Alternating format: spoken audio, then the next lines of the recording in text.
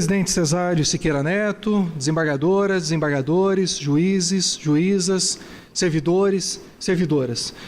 Rui Barbosa disse certa feita que o homem não é dotado de verdade e justiça, mas de inteligência e consciência. A inteligência tem o instinto da verdade, a consciência tem o instinto da justiça. Talvez nunca uma geração do Poder Judiciário, ou talvez do país todo, precisou tanto de inteligência e consciência na busca de verdade e justiça como a geração nossa de juízes e a geração nossa que vive o país. E é uma honra, presidente, estar num tribunal, falar a um tribunal que tem uma preocupação com resultados como tem Sergipe. Não só tem preocupação, como tem resultados efetivos, como tem o Tribunal de Justiça de Sergipe.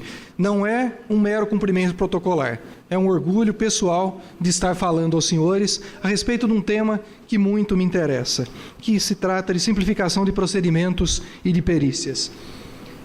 Passa para mim para o próximo, por favor. Pois bem, a experiência que vou relatar aqui é do Juizado Especial Federal do Tribunal Regional Federal da Primeira Região, Juizado Especial Federal da Seção Judiciária do Acre. O mesmo Acre que Gumercindo Bessa defendeu com tanta grandeza em 1903. Se trata de um projeto implementado lá em 2007, maio de 2007, a partir de maio de 2007, no Juizado Especial Federal do Acre. As mesmas angústias que os senhores juízes têm no interior do Estado, nós temos também como juízes federais. Não imaginem que as nossas dificuldades sejam muito diferentes. É claro que existem peculiaridades, é claro que Sergipe certamente tem uma dificuldade menor de acesso, de comunicação e de transporte do que nós tínhamos na região amazônica, mas certamente tem outros desafios e outras dificuldades. Todos nós temos muitas dificuldades e muitas delas são comuns a qualquer vara do Poder Judiciário. E lá no Acre, especificamente, a questão de transporte e de comunicação era uma agravante e uma dificuldade bastante grande. Essas angústias que nós tínhamos no Acre, talvez algumas delas se reproduzam também aqui no estado de Sergipe. Eu comentava até com o presidente há pouco da extensão territorial. Sergipe, me parece que a comarca mais distante daqui são 200 quilômetros de distância. 200 quilômetros na região amazônica é ali do lado, ou como diz mineiro, é logo ali, não é? Na região amazônica as distâncias são imensas. Eu fui juiz federal na subseção judiciária de Tabatinga, lá na divisa com Peru e Colômbia.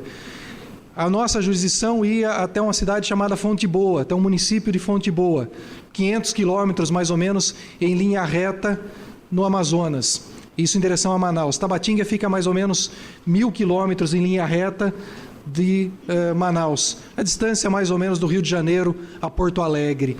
Sem estradas, só com rios e por acesso aéreo, com uma dificuldade enorme de comunicação.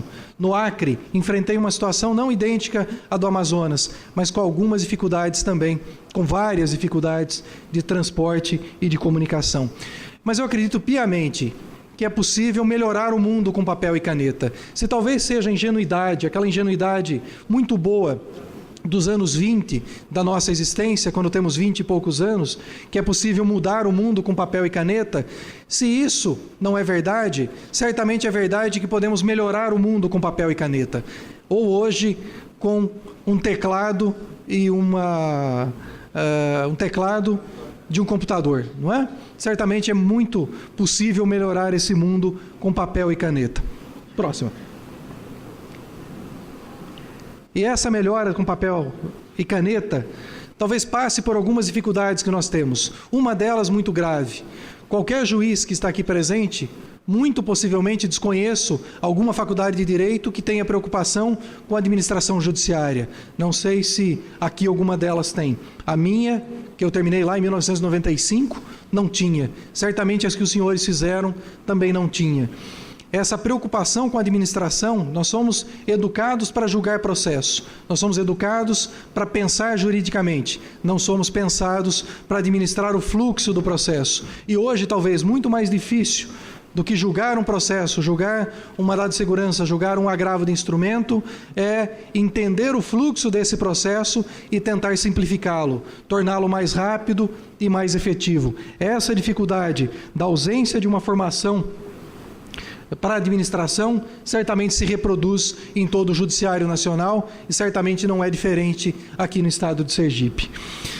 No entanto, nós temos que ter uma visão de não conformismo. É preciso enxergar as soluções, tentar encontrar as soluções, não se conformando com as dificuldades que nós encontramos no cotidiano. E são muitas. As dificuldades que nós encontramos são diversas. Alguém pode dizer que o Tribunal de Justiça de Sergipe talvez seja mais fácil a solução, porque o território é menor e porque o número de juízes é menor. Sim, mas o dinheiro também é menor.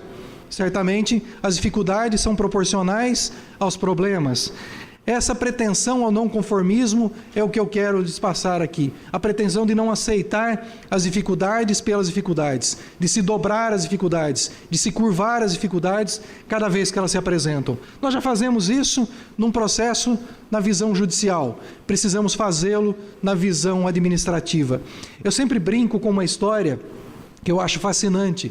Durante a Revolução Farroupilha, no Rio Grande do Sul, 5 de julho de 1839, Garibaldi, que está com 2 lanchões, preso no rio Capivari, a umas 2 ou 3 milhas acima da Lagoa dos Patos, cercado pela Marinha Imperial. O que ele pode fazer? Absolutamente nada. Sair com os 2 lanchões de 18 e 12 toneladas equivalia a ser dizimado. A Armada Imperial estava na Lagoa dos Patos, cercando Garibaldi e os outros marinheiros, impedindo que saíssem para uma guerrilha náutica que eles faziam na Baía dos Patos. E aí tem um problema quase insolúvel, quase. Barco não anda na terra. Não anda mesmo? Garibaldi mostrou o contrário. Simplesmente requisitaram 100 juntas de bois, fizeram algumas rodas de 3,20 metros de altura por 40 centímetros de espessura, arrancaram os barcos de dentro d'água, jogaram em cima dos eixos, andaram 100 quilômetros na terra, saíram do rio Capivari, entraram na foz, saíram no rio Tramandaí, do Capivari ao Tramandaí, cerca de 90 ou 100 quilômetros, demoraram 9 dias para fazer o trajeto, saíram em terra, saíram no mar, conquistaram Laguna, e aí vem a cereja do bolo, Garibaldi conquista Anita Garibaldi em Laguna. É uma história sensacional. Quantas vezes nos deparamos com a Armada Imperial na Lagoa dos Patos e não temos para onde sair? Quantas vezes nos vemos com uma dificuldade que parece insolúvel? Algumas efetivamente são, mas algumas talvez não sejam. Talvez esse não conformismo é o que faça o mundo andar. Não aceitar simplesmente a dificuldade pela dificuldade. Me parece a tônica e a necessidade que todos nós temos. Mas para isso, penso eu que nós precisamos de algumas questões extremamente importantes. Primeiro, no nosso mundinho, na nossa vara, e aí eu falo como juiz de primeira instância, no nosso mundo da vara que trabalhamos. Primeiro, identificar os problemas. Se não identificamos os problemas, se não vemos o nosso lanchão de 18 toneladas parado num rio com a Lagoa dos Patos cercada pela Marinha Imperial, não temos o que fazer. Se não conseguimos nem identificar que temos um problema, certamente não verificaremos a solução.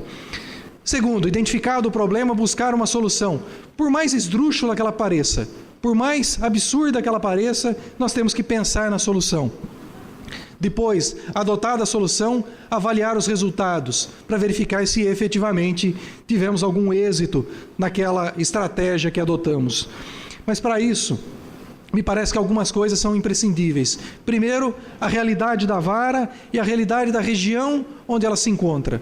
Qual é a realidade da vara que nós temos, do trabalho nosso no dia a dia? Qual é a realidade, qual é o diagnóstico que nós temos? Se um juiz se preocupar a fazer aquilo para o qual ele foi educado, que é chegar de manhã, entrar na sua sala no seu gabinete, julgar processos e ir embora, sem se preocupar com qual é o retrato da sua vara, certamente jamais ele identificará os problemas. Se ele não entender a região onde ele vive, certamente alguns problemas não serão resolvidos. Identificar a realidade da vara, identificar a realidade da região, são imprescindíveis para entender o que se fazer. E aqui eu falo de identificar a realidade da região, muito mais em função da minha experiência na região amazônica, onde eu vivi 16 anos da minha vida.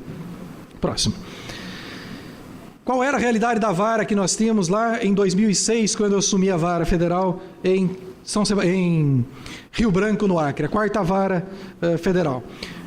Primeiro, identificar a realidade geográfica, social e econômica da região. O que é que nós atendíamos? Eu cheguei na vara, e aqui eu vou relatar os números logo na sequência, das dificuldades que nós tínhamos. Quem nós atendíamos? Quem era o nosso jurisdicionado? Primeiro, era um jurisdicionado miserável. Miserável mesmo. Miserável com todas as dificuldades que a vida lhe impôs. Um miserável que vivia normalmente em seringais. E o Acre tem uma peculiaridade, muito ligada inclusive ao Nordeste, especialmente ao Ceará, com o fluxo migratório de cearenses para o Acre, primeiro no final do século XIX, depois na década de 40, durante a Segunda Guerra Mundial, que são os seringais, áreas imensas de exploração que esses seringalistas trabalhavam, que esses seringueiros, melhor dizendo, trabalhavam. E ainda vivem nesses locais. O seringal acabou. A unidade econômica de extração do látex na região do Acre praticamente se extinguiu. Mas as pessoas ainda vivem nesses locais. Locais de difícil acesso, locais de difícil contato com as pessoas. O que essas pessoas buscavam? Primeiro, eram miseráveis. Segundo, buscavam o quê? Buscavam benefícios previdenciários e assistenciais, buscavam auxílio-doença, aposentadoria por invalidez, benefícios de prestação continuada, o benefício assistencial, e lá há uma peculiaridade dos soldados da borracha. Todos eles, em especial, segurados especiais. Quem é juiz aqui no interior, certamente julga com muita frequência matéria previdenciária da competência delegada pelo artigo 109, parágrafo 3º da Constituição Federal, parágrafos 3º e 4º da Constituição Federal. E julga, certamente, matérias de segurados especiais. Ao julgar essas matérias, certamente se deparam com pessoas exatamente dessa condição, com toda essa dificuldade que eu estou relatando. Mas lá havia um adicional, dificuldade de acesso e o regime de chuvas da região amazônica. Eu não sei exatamente como é o regime de chuvas aqui no estado de Sergipe. Lá nós tínhamos a seguinte situação: durante 6 meses chove, durante 6 meses se tem seca, ou um pouco menos, 5 meses de chuva e 7 de seca. Pois bem, qual é a realidade do Acre? Qual é a realidade do Acre em relação às chuvas? No período que chove muito, não se tem estrada. No período que chove pouco, não se tem rio. Ou seja, não se tem transporte em nenhum dos dois períodos. Essa é a realidade, primeiro, das pessoas que viviam em seringais isolados, e segundo, da geografia. Quando eu cheguei no Acre, a primeira coisa que eu fiz foi estudar um pouco de história. Eu gosto muito de história. Fui estudar um pouco de história do Acre. E estudando história, acabei por tabela estudando um pouquinho de geografia do Acre. E uma situação me chamou bastante a atenção. O Acre, se observarem no mapa brasileiro, o Acre é disposto no sentido leste-oeste, um pouco inclinado, mas enfim, no sentido leste-oeste. Os rios que cortam o Acre, vejam a situação em que os rios cortam o Acre no sentido sudoeste e nordeste ou sul-norte. Os rios Acre, Juruá, Purus, Iaco e todos os outros, Iaco, Tarauacá, todos os rios cortam o Acre no sentido sul-norte ou sudoeste e nordeste. Qual é o efeito prático disso? Imaginem alguém que mora em Cruzeiro do Sul. Como é que ele chega em Rio Branco? Cruzeiro do Sul é a segunda cidade mais importante do estado, segunda maior cidade do estado, lá no extremo oeste do estado. Hoje há uma vara federal lá, mas não havia.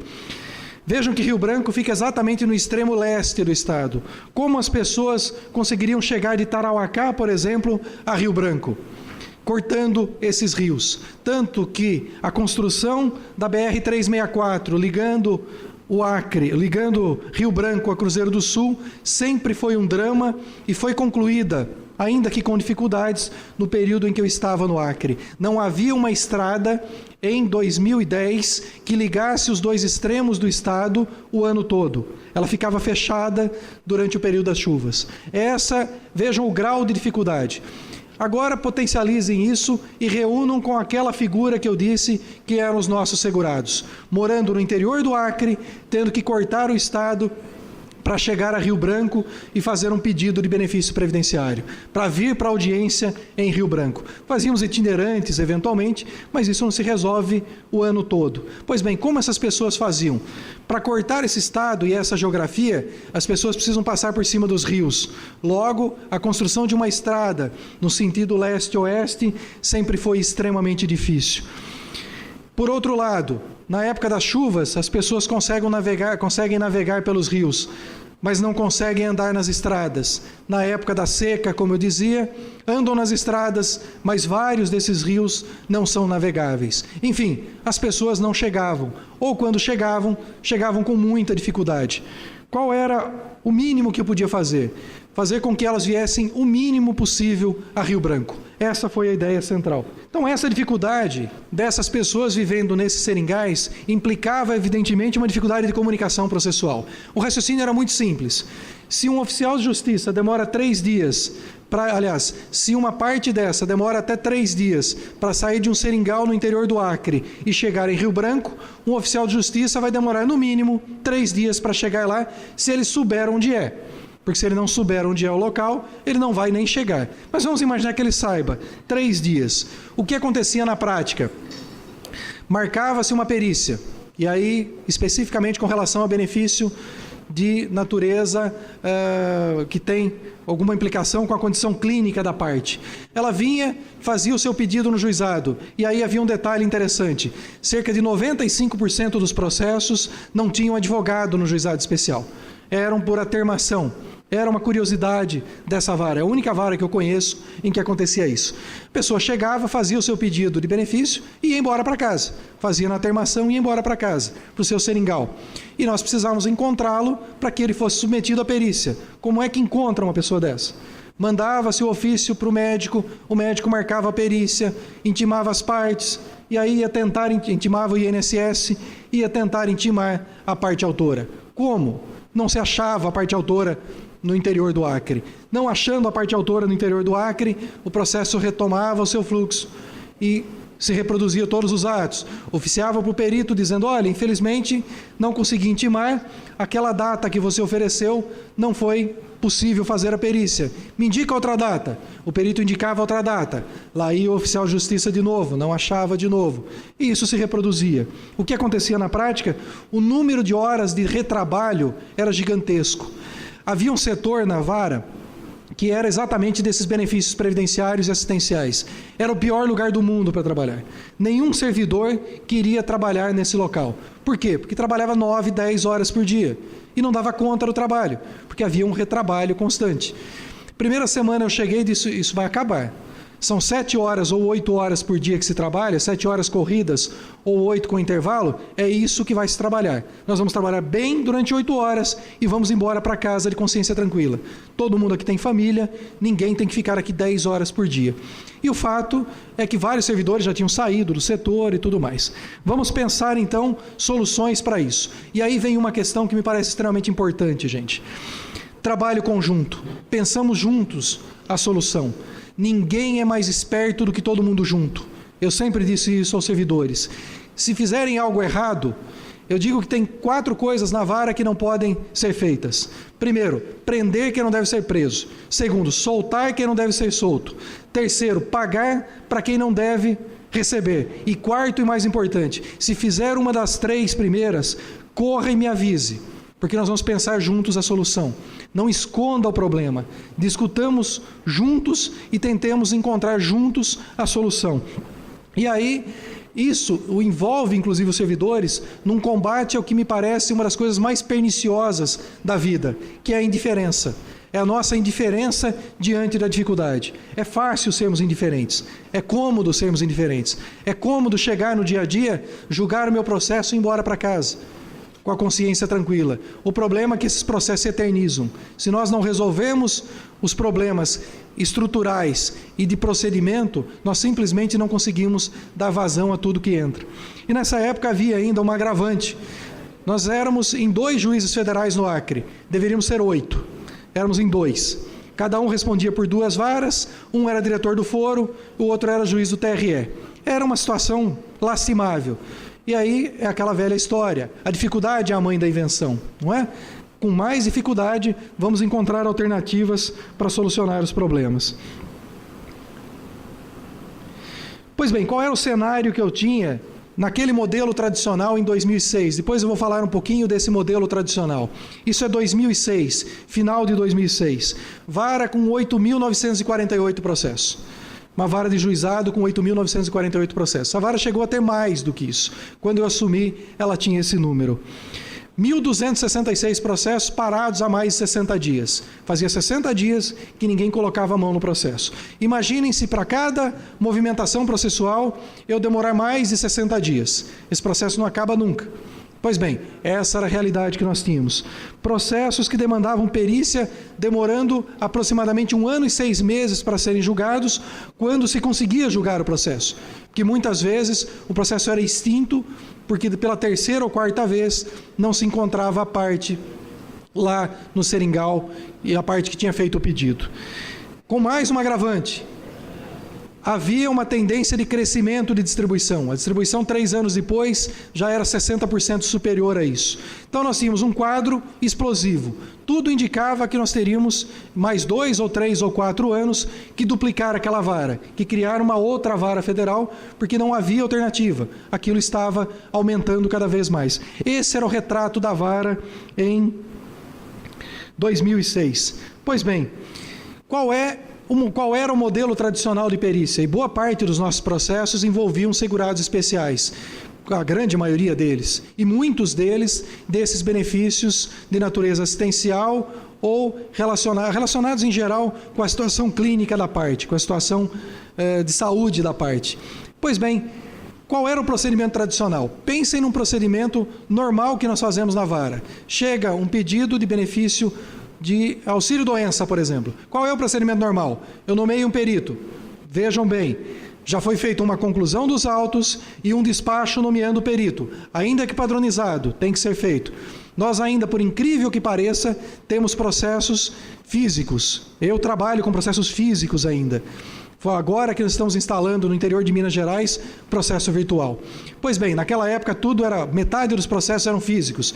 Então, havia necessidade de fazer um despacho, bater um carimbo, colocar o número da folha, furar a folha já era furada, né? E juntá-la no processo. Vejam a quantidade de atos em que se pratica. Mais do que isso, havia necessidade de movimentação do processo, lançamento de fases no sistema processual, isso para um único ato. Pois bem, nomeado o perito, o processo ia para um outro setor para expedir um ofício para o médico nomeado. Doutor, o senhor foi nomeado para fazer a perícia no fulano de tal. Me indique aí uma data para fazer a perícia. Mais um ofício, mais uma movimentação processual, mais um oficial de justiça para levar para o médico. O médico indica, faz um outro ofício devolvendo. Protocolo, junta no processo, numera, movimenta no processo.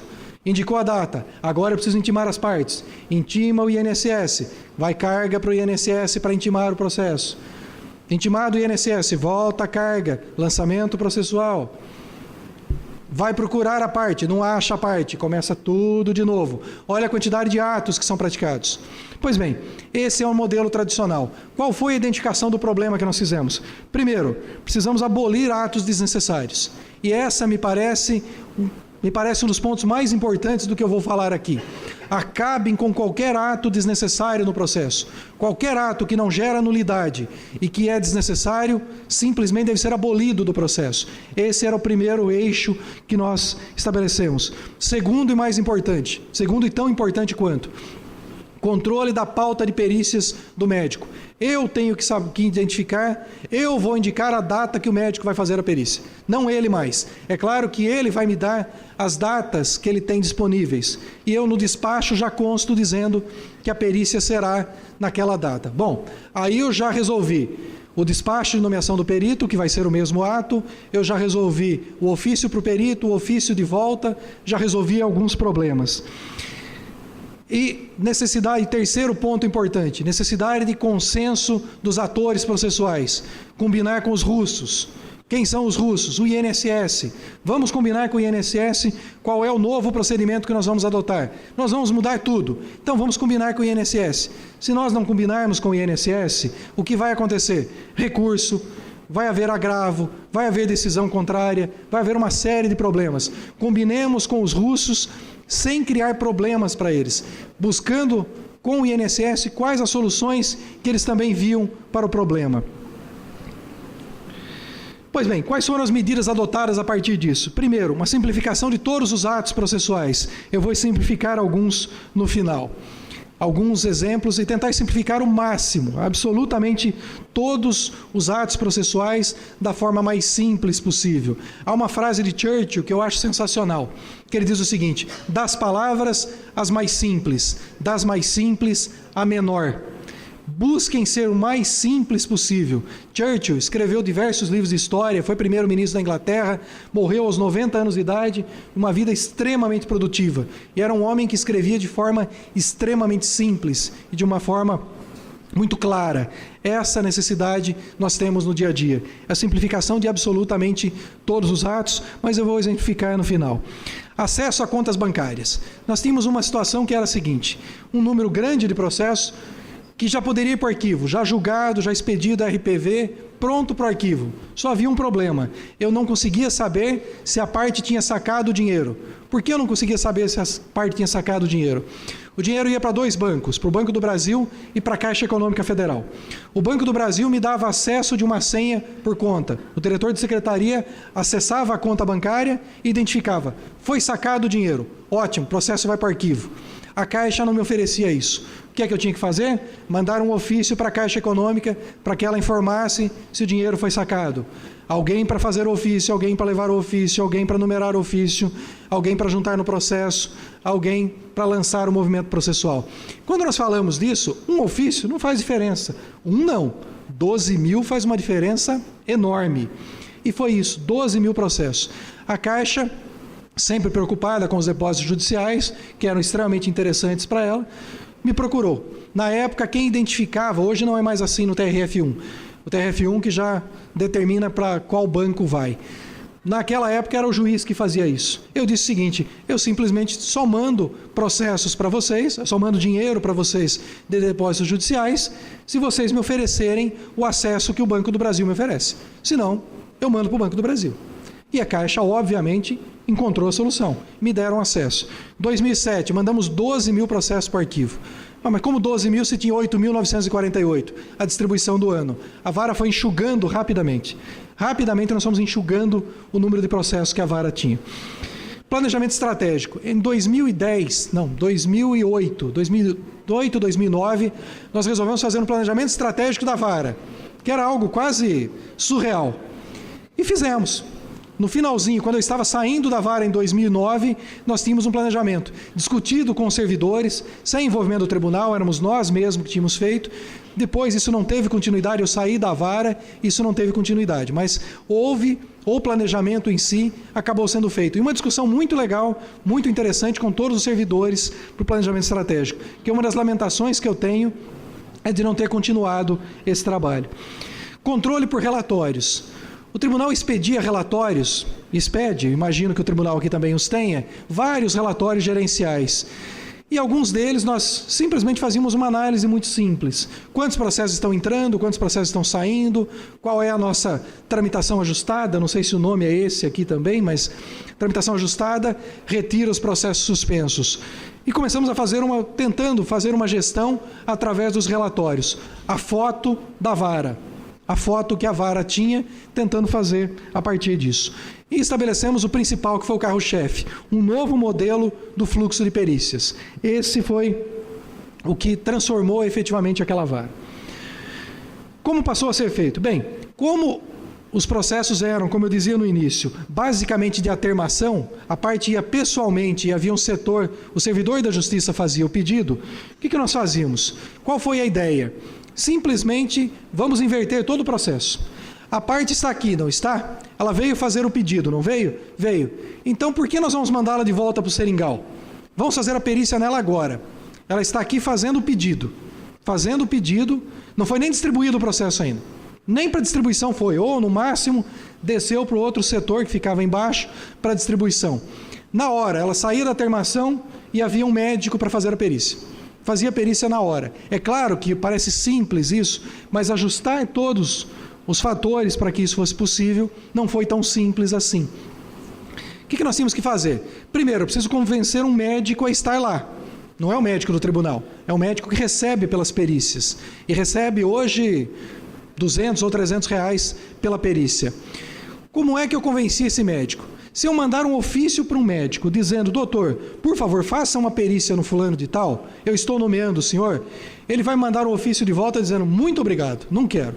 Fazer uma perícia por 300 reais, ficar ouvindo encheção de paciência do juiz, que quer complementação dessa perícia, ou dos advogados, eu, se fosse médico, não aceitaria.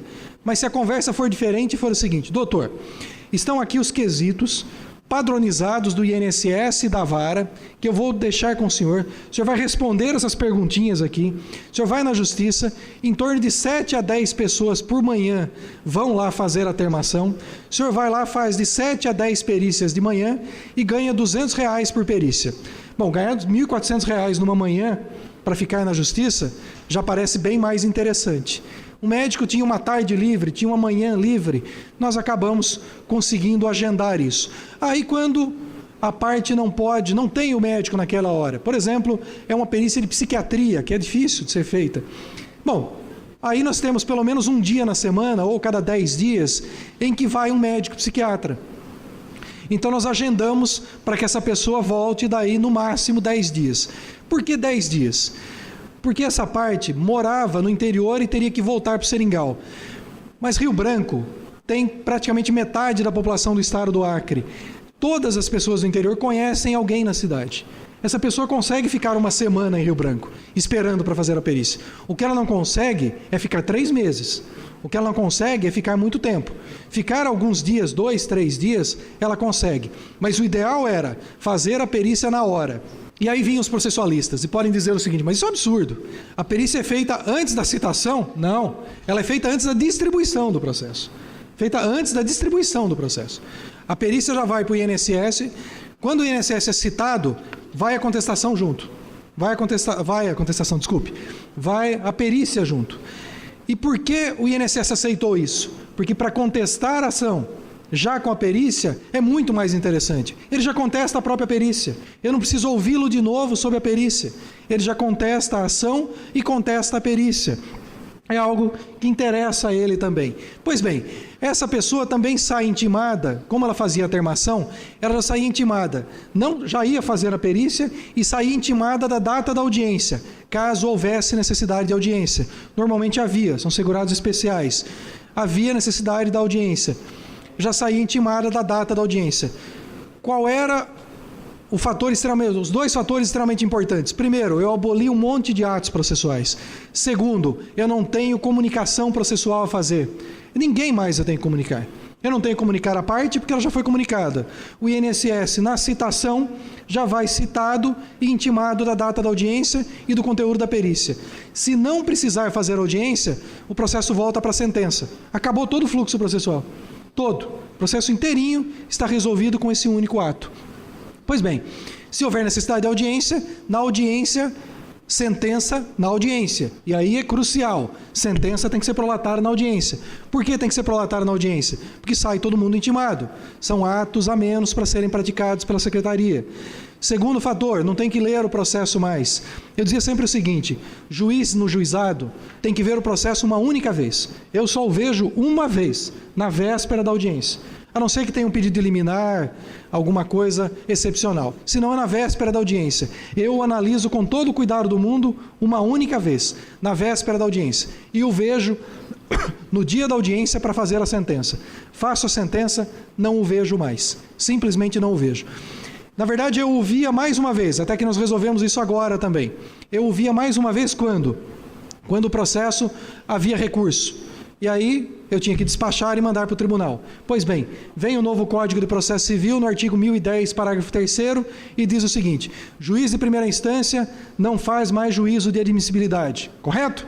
Pois bem, então por que eu não lanço na própria sentença uma frase que diz o seguinte, interposto o recurso, vista a parte contrária, aliás, intime-se a parte contrária para contrarrazões. Apresentadas as contrarrazões, remetam-se os autos à turma recursal. Transitado e julgado, espécie RPV.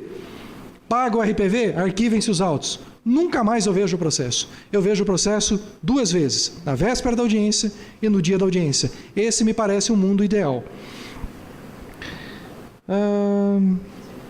Assim, não só a ciência à parte acerca da data da audiência, como também da necessidade de manter contato a cada 60 dias com a vara. Porque se houver alguma comunicação, nós já sabemos como fazê-la. Concordância do INSS, eu já mencionei isso. Por que aceitava isso? Por que a antecipação da prova foi aceita? Porque era interessante para o próprio INSS para fazer a contestação. Essa é uma vantagem para o réu. Na época, vejam que coisa interessante. Aí você pode dizer, mas não havia previsão legal. Não havia mesmo. Não havia mesmo. Eu tinha uma fundamentação preparada na época, pelo menos mentalmente, para enfrentar a questão pela simplicidade do juizado e tudo mais. Mas seria talvez difícil de enfrentar algum juiz processualista na turma recursal. Mas aí vem o artigo 367, aliás, o artigo 367, parágrafo 5º, é acerca de gravação. Tem um artigo do CPC, dos atos do juiz, agora me fugiu o número dele, que trata do seguinte: o juiz pode modificar a ordem dos atos no processo. Não me recordo, se alguém puder verificar, eu agradeço imensamente. Não me lembro mais qual é o artigo. 139, inciso 6. Isso. 139, inciso 6 do Código de Processo Civil. É possível inverter a ordem do processo. Simplesmente, hoje está a previsão legal para fazer isso. Inverta o processo. Eu chamo 139.6 de procedimento especial jurisdicional. É um procedimento especial criado pelo próprio juiz no processo. É possível inverter toda a ordem do processo, desde que, claro, preservadas as prerrogativas e os direitos das partes. É possível fazer isso? É possível. Na época havia previsão legal? Não. Vamos encarar e vamos fazê-lo. Pois bem, pontos cruciais, então. Primeiro, abolir atos inúteis e retrabalho. Todos aqueles atos de intimação do perito, de intimação da parte, de comunicação da data da audiência, todos foram simplesmente abolidos. Retrabalho. Como o processo não havia se conseguia encontrar a parte para fazer a perícia, não havia retrabalho. E aí vem uma coisa interessante. Se alguém pegar aqueles processos, até hoje eu faço isso, na vara que eu trabalho é assim, vem petição inicial, com os documentos, um ato já intimando o advogado, praticamente tudo por advogado, intimando o advogado da data da audiência, na distribuição já sai a data da audiência, ele sai intimado da distribuição com a data da audiência, na sequência vem o perito, vem a perícia cai ali, não há ato nomeando, não há absolutamente nada. Aí alguém pode dizer, sim, mas o juiz não pode delegar a nomeação de perito, não pode mesmo, só que eu posso baixar uma portaria dizendo os peritos tais farão perícia em tais datas, como eles já me informaram. E assim se faz. Não há nem o ato, não é juntado no processo o ato de nomeação. Simplesmente a perícia aparece nos autos. Quem não conhece o procedimento vai achar que aquilo foi juntado por um perito qualquer sem nomeação do juízo. Não, já tem ali. Já é um ato ordinatório, indicando o perito, indicando a data da perícia e mandando pagar o perito. Tudo com ato ordinatório, conforme determinado numa portaria do juízo. Pois bem, então acaba com uma série de atos inúteis. Segundo, acaba com os atos que demandavam comunicação processual, encontrar o réu lá no meio do seringal. Tudo bem, hoje eu não tenho mais seringal, mas eu tenho fazendas onde moram autores, e a dificuldade em menor escala se reproduziria. E aqui vem uma questão importante, eu até mencionei redesignação de audiência. Uma das piores coisas para a secretaria é redesignação de audiência. Para nós, juízes, é uma assinatura. Redesigna o ato para tal data. A secretaria vai lá juntar a redesignação do ato, intimar as partes, fazer movimentação no processo. É um trabalho absolutamente perdido. Redesignar a audiência é algo extremamente chato para a secretaria. É claro que nós, e eu costumo dizer que o juiz é o sujeito mais mal informado da vara, nenhum servidor vai chegar para o juiz e dizer, doutor, isso é muito chato para nós. Nenhum vai dizer isso, mas é muito chato para eles. Eles odeiam fazer redesignação de audiência. Outro ponto, redesigna a audiência, a frustração da parte com a redesignação. Às vezes é necessário. Por exemplo, eu vim para cá hoje. Eu teria audiência amanhã cedo. Eu chego hoje à noite, meia-noite em casa. Bem, fazer audiência, começa a audiência 8h30 da manhã. Abre às 9 para atendimento externo, mas 8h30 da manhã começam as audiências. Eu teria dificuldade de chegar amanhã para fazer audiência. Então tá bem, então não vamos marcar nesse dia. Ainda dava tempo na marcação das audiências. Vamos marcar na pauta normal. Não, a pauta normal vai muito para frente. Marca para sexta-feira agora. Joga para sexta-feira uma pauta extra. E nós fazemos na sexta. Isso não frustra a parte. A parte que teria sua audiência na terça-feira, vai ter a sua audiência na sexta. E não em janeiro do ano que vem. Isso deixa a parte muito mais satisfeita, certamente. Controle da pauta de perícias pelo judiciário. Eu já mencionei isso rapidamente, mas me parece extremamente importante. Eu tenho que ter a pauta do médico. Eu tenho que dizer a data que ele vai fazer a perícia. Mesmo que ele me indique quais são essas datas. E ele me indica. Por quê? Porque eu poupo uma série de atos processuais. E aqui eu tenho uma experiência de quando eu era promotor de justiça. Essa de abrir mão da pauta, na verdade, envolve uma série de posturas e muito de vaidade das pessoas. E nós estamos acostumados com um meio em que a vaidade triunfa. Experiência que eu tinha do MP de Rondônia. Conversava com o doutor Haroldo, inclusive mais cedo, a respeito disso. Infância e juventude. Pegava um adolescente com um ato infracional. Adolescente infrator teria que ser levado para a promotoria. É o que a lei diz. Leva-se à promotoria imediatamente ou no primeiro dia útil seguinte. Pois bem, o que acontece na prática? Marca para apresentar ao adolescente uma semana depois. Se for um furto, uma semana depois ele já tem mais 2 furtos. Não resolve isso. É preciso ser imediato. O que nós fazíamos? Quem controlava a minha pauta era o Conselho Tutelar. O Conselho Tutelar havia um adolescente, a delegacia ligava para o Conselho Tutelar imediatamente pegava o adolescente, levava para a promotoria. O ato infracional tinha acabado de acontecer. Ou se acontecia à noite, levava de manhã. Imediatamente atendia. E aí nós fazíamos uma questão contra o entendimento do STJ, mas tinha combinado com os russos. Quem eram os russos? O juiz de direito. Qual era a questão? Remissão qualificada, remissão com aplicação de medida socioeducativa, imediata. Já com o ato do promotor. O STJ dizia, isso é inconstitucional, não pode fazer. Eu conversava com o juiz e ele aceitava fazer. Então o que eu fazia? Eu, na verdade, fazia todo o trabalho.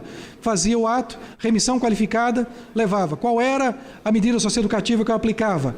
Imediata inserção num programa do município. Ou seja, eu tinha um adolescente que praticou um ato infracional de manhã, à tarde ele foi ouvido, no dia seguinte ele começava um curso na prefeitura. Imediato, o impacto que ele tinha sobre aquilo era muito forte. Não era um mês depois, não era 6 meses depois que ia se determinar uma prestação de serviço à comunidade. Era imediato e não era prestação de serviço à comunidade, era algo de cunho educacional. Isso tinha um efeito muito interessante, mas envolvia o quê? Abrir mão da vaidade. Não, eu domino a minha pauta. Domino nada. Eu tentei fazer, quando juiz federal, com a Defensoria Pública. 95% dos processos eram por atermação e alguns eram da Defensoria. Eu ofereci à Defensoria a minha pauta. Do seguinte, vocês vão marcar minha audiência. Pode fazer a petição inicial e você já marca aí a audiência. Informa na petição inicial que vocês marcaram a audiência. Eles acabaram não fazendo porque acharam que era pouco, que eles teriam dificuldade de comunicação com o autor e não quiseram fazer. Mas enfim, por mim seria feito dessa forma. Vocês controlem a pauta. Eu indico quais são os dias que vocês podem fazer. Quando acabarem esses dias, vocês marcam mais alguns dias. Eu não quero ver o processo antes da audiência. Antes do dia anterior à audiência. Pois bem, e aí baixamos uma portaria. Essa portaria eliminava uma série de atos. Despacho de nomeação do perito era substituído por o quê? Por um cadastro existente na Secretaria da Vara. Intimação do perito para indicar a data da perícia. Ofício do perito indicando a data da perícia. Intimação do INSS, intimação do autor e digitalização de todos esses documentos. Lá o processo era virtual. Enfim, acaba com uma série de atos. Em um processo, isso é quase irrelevante. Em 12 mil, em 10 mil ou em 5 mil, isso tem um impacto monumental, tem um impacto muito grande. Uma portaria simples que nós baixamos. Como se passou a fazer então? A parte se apresenta, o servidor colhia a atermação e fazia o pedido da parte. Encaminhava ela diretamente para a sala de perícias. Ela fazia a perícia, distribuía o processo, já juntava a perícia e encaminhava para o INSS. Depois disso, houve um avanço, inclusive, quando eu saí da vara. Cadastrou-se o perito, foram cadastrados os peritos no sistema processual, de forma que eles nem mandavam mais aquilo escrito, eles simplesmente mandavam pelo sistema eletrônico. O próprio perito encaminhava a perícia. Ganhávamos mais um ato. Não existiam intimações formais.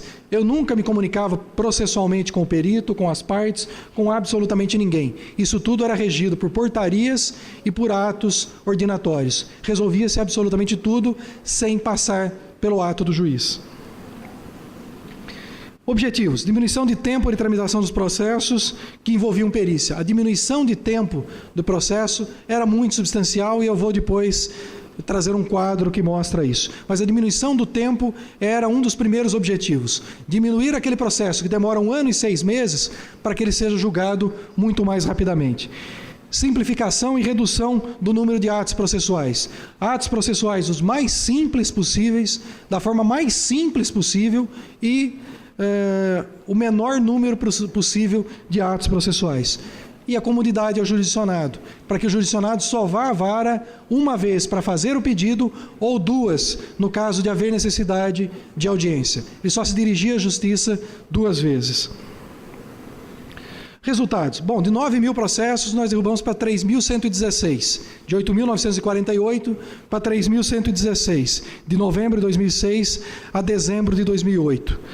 Os processos que demandavam 1 ano e 6 meses passaram a ser julgados em 60 ou 90 dias. E isso explica o enxugamento da vara, porque ela vai diminuindo o número de processos, embora a distribuição aumente.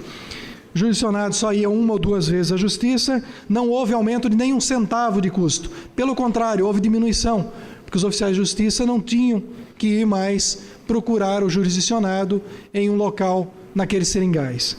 A distribuição aumentou. Praticamente de maio de 2007 a janeiro de 2010, quando eu deixei a vara, praticamente não havia processos parados com mais de 60 dias. Praticamente não havia. Quando nós entregamos a vara, e aí, é claro que eu abandonei a outra vara e fiquei durante 1 mês só com o juizado, nós entregamos todos os processos despachados, decididos ou sentenciados. Não havia um único processo concluso no dia que entreguei a vara em fevereiro de 2010. Movimentação de processos, mais de 60 dias, não havia praticamente. Houve alguns. Aqui um quadro comparativo do modelo anterior e do modelo após o projeto. Modelo anterior demorou 1 ano e 9 meses para ser julgado, e o detalhe mais importante, não tem, 69 atos processuais praticados. Atos processuais aqui eu chamo juntada, todos os atos que são praticados por alguém no processo. 69. Com o novo modelo, 23. Exatamente 1/3 dos atos. Diminuiu radicalmente para 1/3 dos atos. Ou seja, o trabalho que nós fazíamos com 69 atos, nós passamos a fazer com 23. Isso sobra tempo, evidentemente, para outras coisas. Tramitação do processo, 1 ano e 9 meses antes, 2 meses, 6 dias depois. É claro que havia processos que enroscavam, é óbvio que havia, mas a imensa maioria era julgado basicamente nesse sistema. Esse é um gráfico, o gráfico do início até o final. Essa barriga que cria no meio de 7.749 processos foi um período em que foram distribuídas várias ações de servidores públicos relativas a uma gratificação. Sobe e cai rapidamente. São processos que são julgados ainda dentro do ano de 2008, salvo engano 2008. 2007 a 2008. Pois bem, essa redução substancial de 8.948 para 3.116. Número de processos parados há mais de 60 dias. No dia que eu assumi a vara, 1.266 processos. O diretor de secretaria que trabalhou comigo esses anos, todos, contava depois da primeira conversa que nós tivemos. Eu cheguei, eu conversei, eu disse, nós vamos trabalhar com 0 de 60 dias. Ele saiu dali e foi conversar com os servidores dizendo, nós vamos trabalhar 24 horas por dia, porque se a gente trabalha 10 horas por dia, e estamos com 1.200, como é que vai trabalhar desse jeito? A gente está lascado, mas isso não vai resolver. Eu disse, nós vamos trabalhar 0 e vamos trabalhar o número de horas necessárias só. Nada de ficar trabalhando aqui 10, 12 horas por dia. E assim acabou funcionando. Claro que não previa o desdobramento de uma série de coisas, né? Ainda bem que deu certo, então depois ele contou a história, senão jamais ele contaria, né?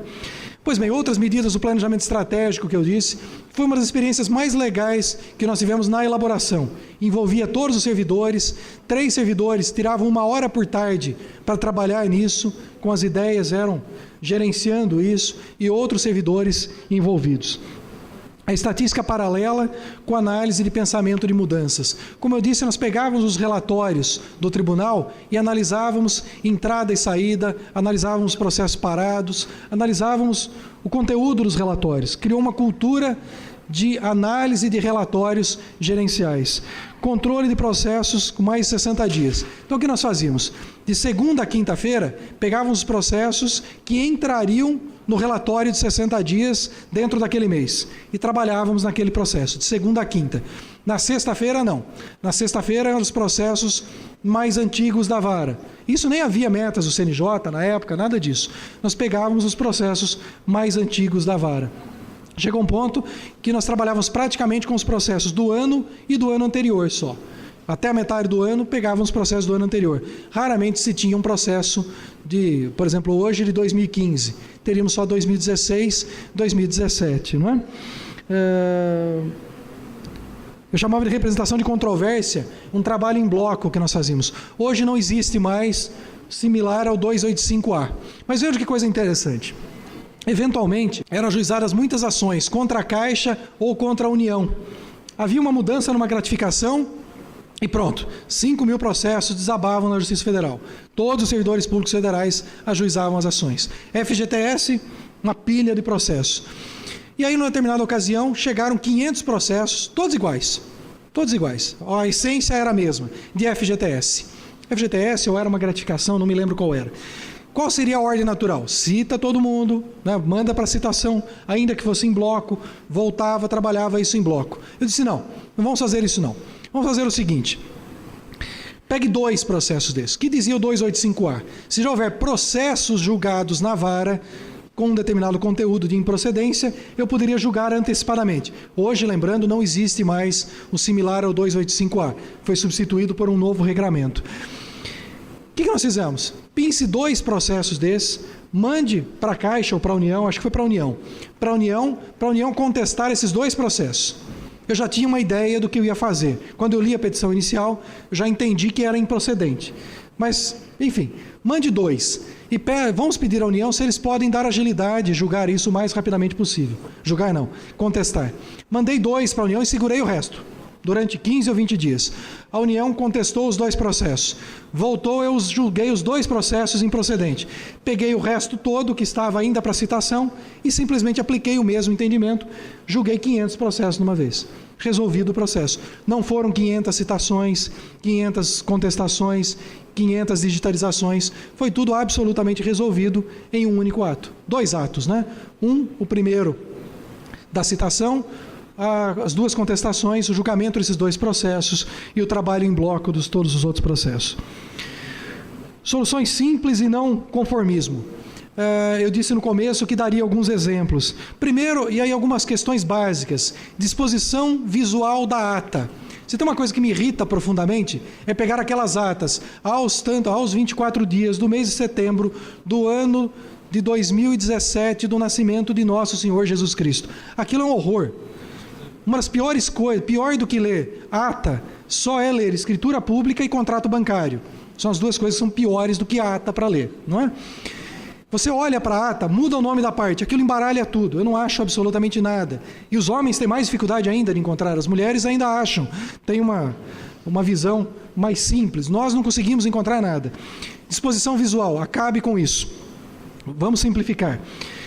Qualificação oral de testemunha. Eu não pego mais termo de testemunha. Simplesmente não colho mais termo. Aquela história de ter que ficar um servidor colhendo termo de testemunha, com o nome da testemunha, o documento que apresentou, simplesmente não faço mais isso. Eu peço o seguinte, peço às testemunhas, peço à estagiária que faz audiência comigo, peço às testemunhas que fiquem com o documento na mão, que entrem com o documento na mão. Elas entram com o documento na mão, me dão o documento, as audiências são todas gravadas, também eu me recuso a digitar a audiência.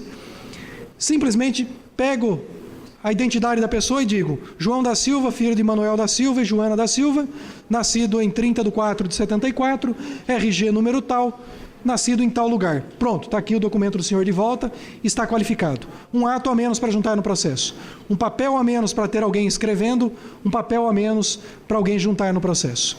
Então, a qualificação oral de testemunha. O ISCRE em audiência é uma questão até de contaminação das outras partes do processo. E essa lógica de simplicidade acaba contaminando os demais atores. Certa ocasião eu estava numa audiência e precisava do histórico de crédito do INSS. O procurador federal, já acostumado a trabalhar comigo, e naquela hora o sistema nosso estava fora do ar, ele disse: eu resolvo isso agora. Pegou o telefone e ligou no INSS, numa cidade vizinha onde eles ficam. Veio para mim o histórico de crédito de tal pessoa, história de crédito. Tira uma foto disso, manda pelo WhatsApp. Mandou. Peguei o WhatsApp. Na sentença, resolvido o problema. Está aqui o histórico de crédito. A pessoa recebeu tanto, então eu reduzo tanto, o valor que ela tem para receber é X. Resolve o problema. Então, claro que demanda outras pessoas agirem com simplicidade também.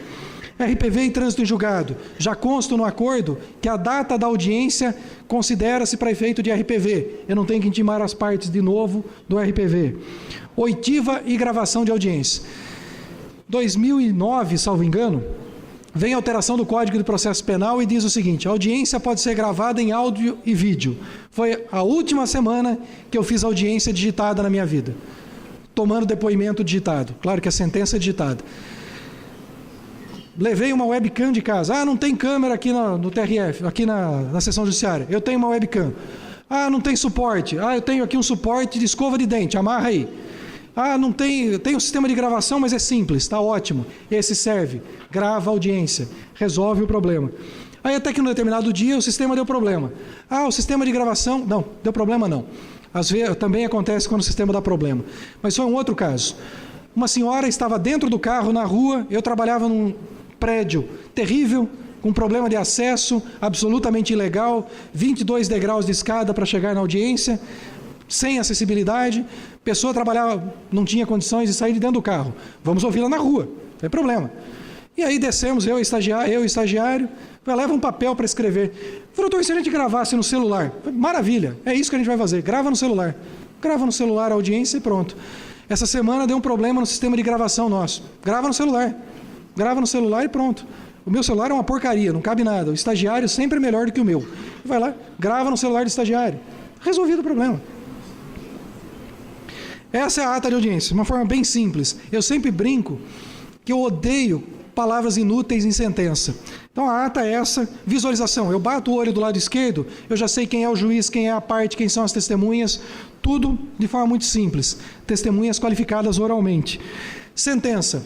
Eu me divirto com o juizado, o juiz começa a sentença assim: dispensado o relatório nos termos do artigo 38 da Lei 9.099. Eu digo: para que você está escrevendo isso? A lei já não dispensou? Por que você está dispensando também? Ou a lei dispensa e você não precisa dispensar, ou ela não dispensa e você não pode dispensar. Então, esquece isso. Compulsando os autos, verifica o quê? Esquece isso, corta, isso aí não serve para nada. Compulsando os autos, compulsando já é horrível. Mas compulsando os autos, verifica o quê? Para que serve essa frase? Compulsando os autos, verifica que o autor é segurado especial. Ponto. Comece o seguinte: o autor é segurado especial. Ponto. Está resolvido o problema. Não precisa de absolutamente mais nada. Palavras inúteis, nós precisamos simplesmente cortar.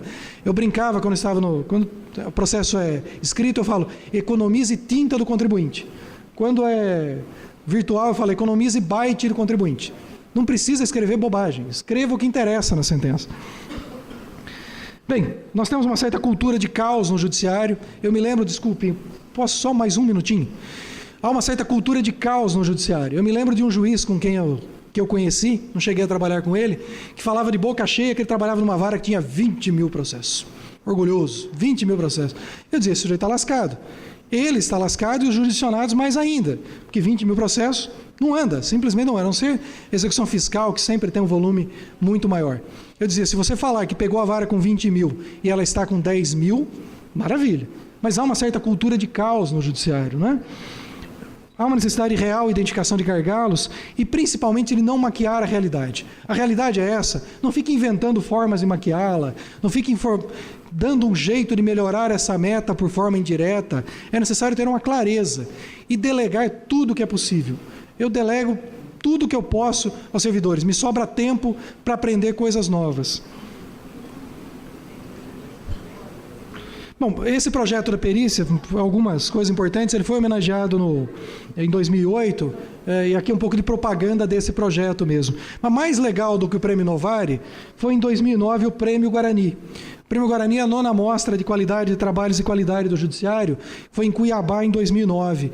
Na ocasião, foi o primeiro colocado, foi considerado o melhor projeto do ano, entre 101 projetos. E eu sempre brinco que o segundo colocado mostra a importância que tem esse projeto. O segundo colocado foi o Plenário Virtual do Supremo. O Plenário Virtual do Supremo ficou em segundo e nós somos escolhidos, então, aquele melhor projeto. Foi recomendado pelo CNJ, hoje existe uma recomendação do CNJ para adotar esse procedimento de fazer a perícia antecipada no país todo. Muitos locais fazem esse procedimento. Bem, gente, claro que eu não tenho a intenção de simplesmente dizer que tudo que veio do passado não presta, que tudo que nós aprendemos não presta, não é isso. É que o mundo é dinâmico, nós precisamos estar atentos às mudanças. A melhor forma de respeitar o passado é não ridicularizá-lo. A melhor forma de respeitar uma máquina de escrever é olhá-la com veneração de como ela foi importante e não utilizá-la hoje. Hoje ela é absolutamente superada. Utilizá-la hoje é ridicularizá-la como se ela não tivesse sido importante no passado. É importante ter práticas que não sejam mais superadas. É necessário que utilizemos práticas novas, práticas que sejam condizentes com a realidade que nós temos. Se comecei com Rui Barbosa, termino com Rui Barbosa. Rui dizia o seguinte: a mais triste das vidas e a mais triste das mortes são a vida e a morte de quem não consegue morrer pelo bem quando não pode por ele viver. É preciso matar práticas antigas para que as novas sobrevivam. Muito obrigado, gente. Senhoras e senhores, temos aqui, portanto, algumas perguntas. Doutor Marcelo, a pessoa não se identificou, mas a pergunta é a seguinte: por onde começar para fazer essa reavaliação total de procedimentos, buscando uma simplificação, sem perder a segurança jurídica e garantindo um serviço melhor para o jurisdicionado? Eu acho que, claro, cada vara tem as suas dificuldades e tem o seu retrato, mas acho que o primeiro ponto é o seguinte: primeiro, identificar qual é o número de processos que você tem, qual é o tipo de processo que você tem, quem você atende. Eu acho que o quem você atende é o aspecto mais importante. Quais são as pessoas que efetivamente são atendidas em um determinado, na tônica do processo da vara. Eu acho que essa é a grande questão. Identificar exatamente a quem nós atendemos e como fazer isso. Não tem solução mágica, evidentemente, mas tentar descobrir onde estão os nossos gargalos, onde que o processo para. Eu acho que essa é uma questão. Primeiro, nós atendemos a quem? Qual é a dificuldade que ele tem? Onde é que o processo para? Por exemplo, tem uma questão na Justiça Estadual que eu imagino que seja uma dificuldade enorme, que é a execução. Eu imagino que a execução é sempre um problema. É uma questão que nós temos em execução fiscal na Justiça Federal. Não temos na execução em si, porque a dona União e o senhor INSS pagam os seus RPVs e os seus precatórios. No Estado, certamente é uma dificuldade enorme. Como encontrar meios de encontrar patrimônio das partes? Essa certamente é uma dificuldade quase insolúvel, eu imagino. Mas, enfim, eu acho que essa identificação, primeiro, quem nós atendemos e onde o processo para, onde ele demanda mais tempo, eu acho que isso já é um bom começo. Agora, é claro que simplificar ao máximo, nós não podemos também simplesmente abolir direitos das partes. Isso, evidentemente, nós mexemos com suscetibilidades. E uma coisa importante, gente, conversar. Ter o contato com as partes, não tentar impor soluções simplesmente à força. Porque se tentarem fazer isso, terão resistência, certamente. Tentar conversar, tentar explicar e tentar melhorar o procedimento, certamente é uma saída. Não sei se respondi, mas... A segunda pergunta, doutor Marcelo, é sobre os processos foram julgados mais rapidamente. No entanto, a quantidade de indeferimentos também aumentou? Eu penso que não. Não me recordo, nunca fiz essa avaliação, mas eu imagino que não. Até porque os processos do juizado especial são muito simples. Seja para julgar procedente ou improcedente, são processos simples. Nós adotamos o seguinte, lá não dava tempo de falar aqui, mas de um procedimento que é o seguinte: eu dizia de sentença em audiência. O que nós fazemos? A sentença é prolatada em audiência e é líquida. Eu digo se a parte tem direito ao benefício, qual é a data do início do benefício, qual é a data da cessação do benefício, se for auxílio-doença, e qual é o valor dos atrasados que ela tem para receber, calculado até o último dia do mês anterior. Nós preparamos isso tudo com antecedência. São estagiários, inclusive, que fazem a minuta da sentença na véspera, eu também faço. Na véspera, analiso na véspera o processo, a minuta, faço as adequações e julgo na hora. Eu marco audiências de manhã, são normalmente 10 audiências pela manhã.